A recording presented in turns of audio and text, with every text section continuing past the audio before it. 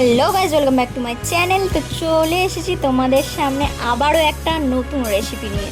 তো আমি এটা একটা রেস্টুরেন্টে খেয়েছিলাম, হয়তো আমার কাছে অ্যারোরুটটা ছিল না বলে সেই কাছাকাছি গিয়েছিল জিনিসটা। তো চলো তোমাদেরকে দেখায়।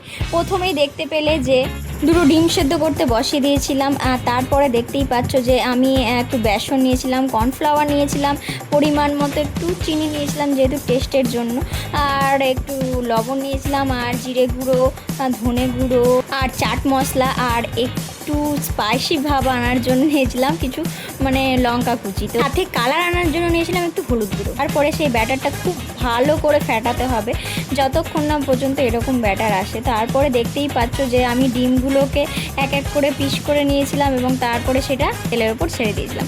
জাস্ট এটাকে অনেকেই বলছে ডিম ব্যাটার ফ্রাই বা এগ ব্যাটার ফ্রাই, আর অনেকেই বলছে ডিমের পকোড়া।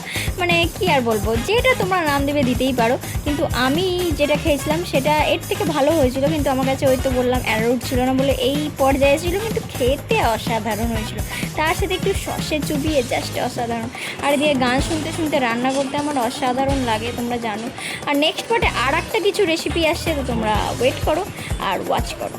তোমরা কে কে আমার এই সুন্দর সুন্দর রেসিপি দেখতে এবং নিজে বানিয়ে খেতে পছন্দ করো নিচে কমেন্টে অবশ্যই জানো। আরও রেসিপি নিয়ে আসবো তোমার সঙ্গে, তার সাথে তো ট্রাভেল ব্লগ আছেই।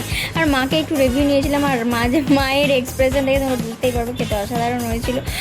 আর এই সমস্ত মাঝে মধ্যে আমি করেই থাকি। তো তোমাদের সাপোর্ট পেলে আরও করবো। তো দেখা হচ্ছে পরের শর্টসে, ততক্ষণ বাই বাই।